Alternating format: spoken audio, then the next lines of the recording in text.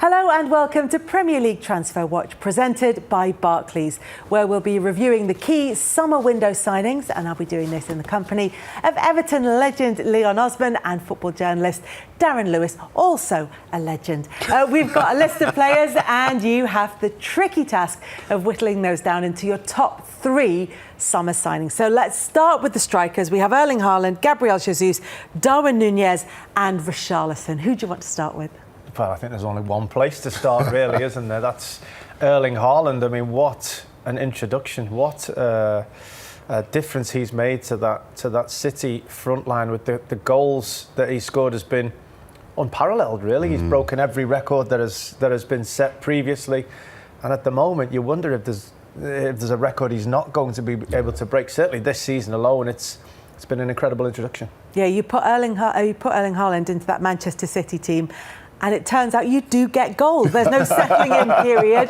There's no adapting to the Premier League. These guys just hit the ground running. Well, I think when you sign a footballer, you want him to do everything that Erling Haaland has done, particularly when you sign a striker. He's confident, he's got fantastic movement, he's agile, and he inspires the players around him, and he gives you that confidence that wherever he is, if you deliver a ball into the box, you know you're going to find him. And that's the thing that kind of marks him down above everybody else at the moment. And the problem for other strikers is that his consistency means that even though they've done good things, they're being judged against a striker who is just out of this world. I think he could go on to be one of the best strikers the Premier League has ever seen. Yeah, given however long he stays in the Premier League, there are all sorts of records, as you've both been saying, that he could go on to break. But that felt like a real match made in heaven. I think there were maybe people putting question marks on him. Just for the sake of it's like starting a conversation, you know, in terms of trying to give a bit of balance to it, trying to maybe hedge their bets. But when you look at someone like Gabriel Jesus, who Manchester City let go to Arsenal, did you expect him to have the impact that he did or that he has done? Well, I think when we're talking strikers here alone, I think you've got to look at the impact that they have on their teams. So, we're talking about the goals that Erling Haaland is scoring is remarkable. Gabriel Jesus hasn't necessarily got that kind of goals return, but the effect he's had on the club makes him an incredibly good sign, and he's led from the front. He starts the press off the ball. He's absolutely fantastic. That means those players that are behind him can all get up and follow him into action, so to speak. So, he's still contributed without doubt. His trickery, his ability to drop the shoulder has been incredible. And he was at Manchester City for so long. You forget he's still only in his mid-20s. He's only 25 years of age. He's got an awful lot of football ahead of him. So it was a big move for Mikel Arteta to identify him as the striker he wanted, but it's paid off. I kind of see him, Kelly, as a kind of striker who plays with a knife between his teeth, if you like. He's a real fighter. He's a leader for the team, holds the ball up superbly well, brings other people into the play, takes responsibility. I think they've had strikers before who probably haven't worked as hard as Gabriel Jesus does. I think the goals are a bit of a bonus, but it's the leadership and the experience and the unwillingness to give up when the chips might appear to be down, as perhaps other strikers might have done before him. He has been a guy who's been a perfect foil for some of the younger players around him to kind of express themselves and bring to the table what they have done so far this season. Yeah, 5 goals for him. As you say, that there's something of a bonus because he's gone 11 without a goal, but he's got man of the match performances in some of those games, and so it's about the overall contribution. He's playing out much wider as well, or slightly wider than that straight down the middle role of Erling Haaland. Yeah, I mean, and that's the beauty of Jesus. He can play a number of positions. He does the unselfish work. Quite often he finds himself in wide positions. But as a team, as a manager, as a setup, if you know that and you can fill the spaces, you can get people through the middle, you can get midfielders arriving, then... If you're playing with him, what does he do for your game? Well, first of all, off the ball, it's incredible. You can't settle. If he presses... when you don't follow him, you know you've let him down, you've let the team down. So first of all, you do that off the ball, which I think has been a big difference for Arsenal this season. But on the ball, if you play that up and you know he has the ability to keep it and find you and bring people into play, drop his shoulder, do something magical at key moments of the game, it's incredibly uplifting. It makes you feel that anything is possible. And I think that's what I've seen from the team around him this season. I think they feel that anything is possible. On Darwin Nunez, you talk about Jesus being a player who plays with a knife between his teeth. Nunez comes on with a knife between his teeth and a full pirate patch on and a hat and a parrot on his shoulder. I mean, the phrase "embrace the chaos" was kind of invented for him, wasn't it? Yeah, but he hasn't got a wooden leg, he's got a hammer for a leg, because he honestly, the goals he's been scoring so far show that he's had a slow start, but that's because Haaland has been so good, and also because he had that sending off against Crystal Palace, and I think that interrupted his rhythm. But I think as far as the investment in him is concerned, I think we're going to start to see that consistency that he showed when he was a Benfica player. I think he's a wonderful, his movement's terrific. I think at times he's tried a bit too hard. I think about the game against Manchester City where there were opportunities to maybe slip other players in and he tried to go by himself. But I think as he starts to bed into this Liverpool team, he will score lots of goals because they set up to provide so many chances for their front men, and he is a guy who's shown himself adept at being able to take them. Does he still feel a little raw to you? Yes, but you see that a lot of potential through that, and I think that, you know, that Darren mentioned that sending off. I think he's had to realise that this league likes the competitive nature, but there is a tipping point on that he's had to make sure there is exuberance stays just on the right side. But I feel with Erling Haaland that he's not had to change anything to fit into that Manchester City team. I think Nunez is having to learn a couple of key situations that Liverpool tried to create, and a couple of moments of the game that he's learning as he goes along and adapting his game. And I think as a start to the season goes, I think he's had a pretty good one for such a young man. It's just everything is eclipsed by Erling Haaland's stuff. What about Richarlison? Because there's no Premier League goals for him. He's got a couple in the Champions League. But in terms of adapting his game to Tottenham and to Antonio Conte, do you think he's had a little bit of a change to make? Or is it about bringing out what was already there? Yeah, I think he's a very good player. I'm not surprised there were people in, namely Tottenham, to sign him in the summer. He's been frustrated with a couple of injuries, but you think about him going into the Spurs team, no one could see how he would get in that top three. No one could understand who is he going to force out, whose position is he going to take. But he quickly, for his performances, his enthusiasm, his hunger to never give up, we compare him to Jesus in that manner, that, you know, they're a front four now and they're interchangeable and they're adaptable, and he could pick any of the front four at any moment to play at the top of the pitch. So I think it's been a good step for Richarlison in that way. He's not still playing back up to that front three. He's part of front four. We're going to talk about a current Everton player now, because we're going to move on to midfielders and wingers. And I want to ask you about a player that, by all accounts, Frank Lampard has been raving about, and that's Onana. Well, what do you think he brings to Everton? Energy, physicality, a real desire to be effective at both ends of the field. And we're talking about players that are learning. I feel in the short space of time since he's been at Everton, I do feel he's learnt an awful lot. The first game he came on against Aston Villa, he set up a goal and gave a goal away within 5 minutes. In the next game against Nottingham Forest, he got caught in possession, nearly gave a goal away, and you thought, through all of this potential, there was a worry. But since that moment, he's really grown into the Premier League, and in that midfield three alongside Iwobi and Idrissa Gana Gueye, they do seem to cover all the bases, but his performances have been fantastic. What about the boys who've come in at Leeds? We've got Sinistera and Brendan Aronson as well.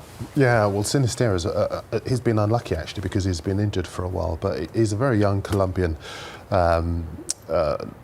playmaker, if you like, who has really given them some good attacking thrust.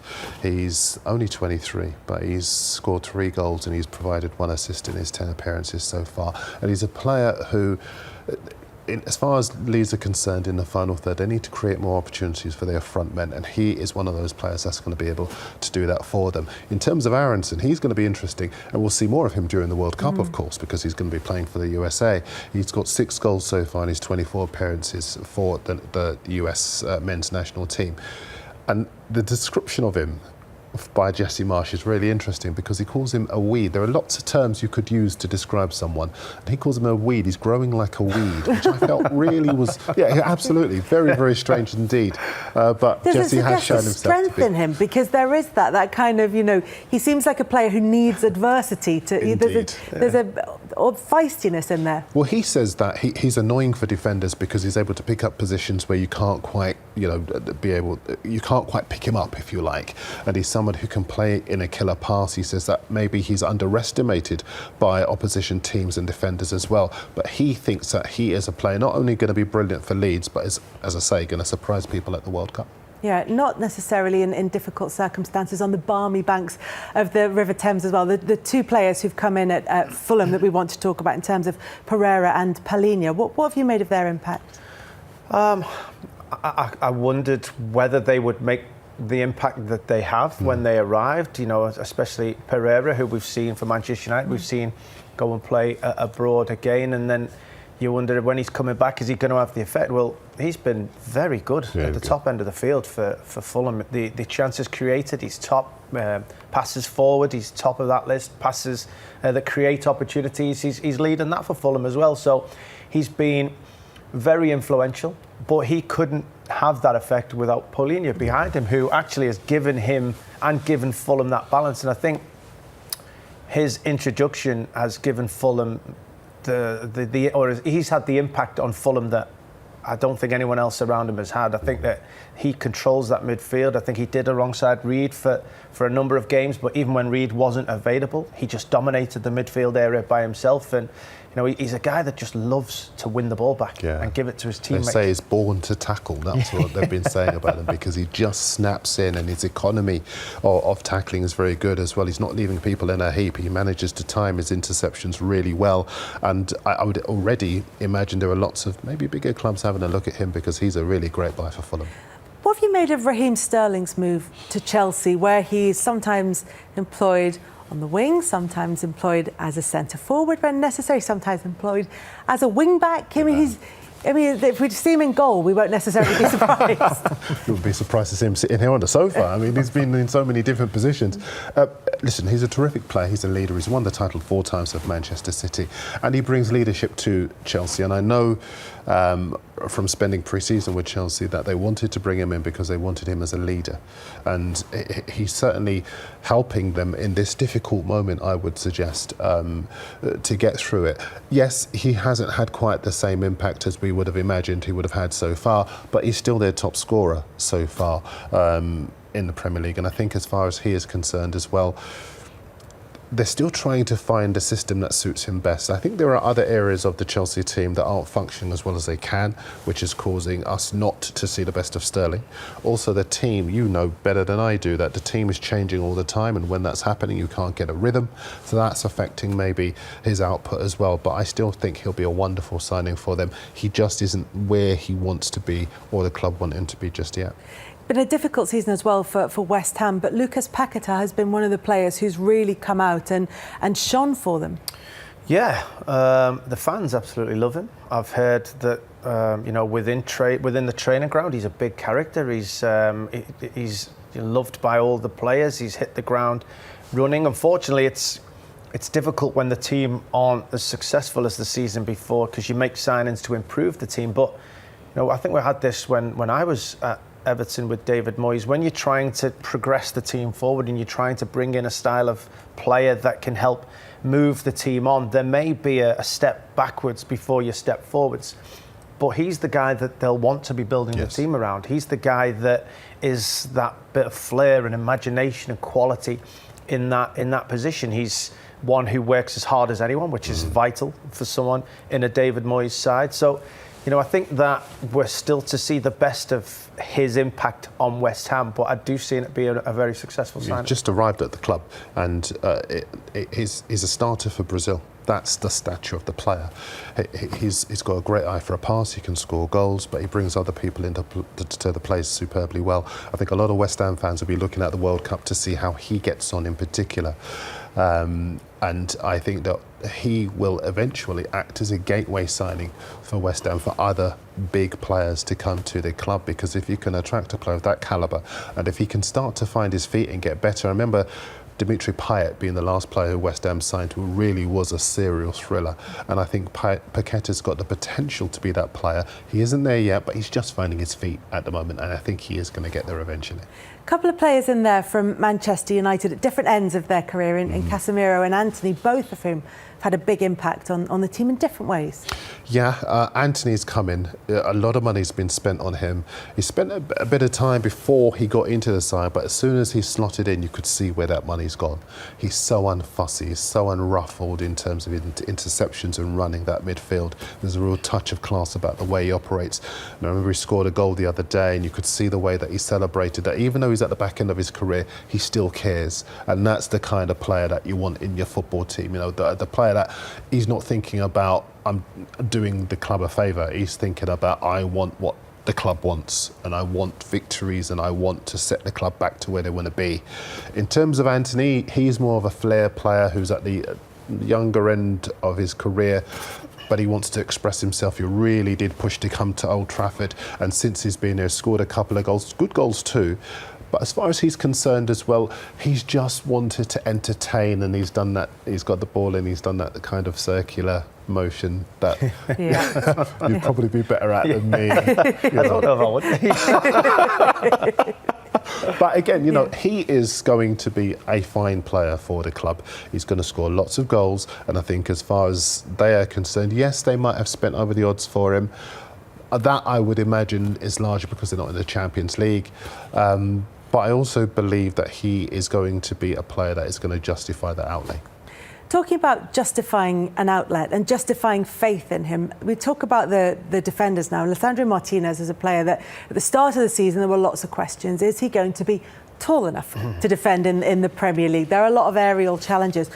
What we've seen, do you think, or from what we've seen, do you think that he's more than justified the manager's faith in him? Absolutely. I think that, you know, he's defied people's predictions that he'll get bullied defensively in the air. He's not found himself in a one-on-one situation where he's up against strikers that can just put an arm over his shoulder. He'll drop off. He's clever. He knows how to use his ability in the right areas, and he's very aggressive. And that's probably the key to his game. When the ball is there to be won, more often than not, he comes away with the ball. His timing is very good, and Erik ten Hag knew all that about him. He knew when he signed him what he was getting. He'd heard the noises about, is his height going to be a problem? But he knew exactly the type of player that Sandro Martinez was, and I think we're seeing that. What about the player who's come in at Manchester City, Emmanuel Akanji? Because if ever any signing is going to be eclipsed, it's going to be the one that comes in the same summer as Erling Haaland. Yeah. But how has he adapted to life at the other end of the pitch? Well, he's looked as though he's been playing for Man City all his life. He's come in and he's been so unruffled, so unfussy. He has been composure personified on the ball. His interceptions have been first class. His positioning, his leadership, his reading of the game. He is everything that you would have wanted from a player slotting into one of the most put upon defences you would imagine in the league, because it's demanding players playing as a Manchester City player. There's pressure in every single moment of every single game. But as far as he's concerned, he's not giving anyone a moment's concern. And we know when that is the case as a defender. We've seen other defenders at high-profile clubs struggle, and people ask questions about the outlay, the decision to recruit him, the deployment of him, where he's... No, there are no questions about Akanji. As you rightly said, no one talks about him. That's because he's been so good. People are, though, talking about Sven Botman at Newcastle because he has been so good, but almost their defence is taking a back seat because their attacking players have been so creative and have been so productive this season. But it's based on solidity. How much responsibility does Botman take for that? Huge responsibility. You say the team are effective at the top end of the field. One of the reasons is because he's so trustworthy defensively that they don't need to overcover him. They don't need to have 2 or 3 players around. They can release them forward. They can release them to press, knowing that he can deal with near enough any situation coming. I've been hugely impressed with his start in a Newcastle shirt. And we talk about, when we spoke about Jesus at the start of the show, and we said about the impact he's had on the team. Well, that's exactly what Sven Botman has had. Yeah. He's had an incredible impact on the team, and I can see that continuing. Go on then, who are your three? Can you narrow it down to three? I can. I mean, I'm very quickly. My three are Haaland, Jesus, and Sven Botman. I think those are the three for me that really do stand out. Well, what I decided to do is go through all the different positions for mine. So I'm going with Haaland up front. I'm going to do a spine. Fair enough. Yeah. You're sharing it out, aren't you? Share it out. Share the love. I'm going to go for Casemiro in midfield because I just think he's been so unfussy, but it's so classy. And I'm going to go for Sven Botman as well because I think he's been terrific. Guys, thank you very much for joining us. I'm sure people will have their own opinions. Thank you for watching Premier League Transfer Watch, presented by Barclays, where we've been reviewing the key summer window signings. See you next time. Bye-bye.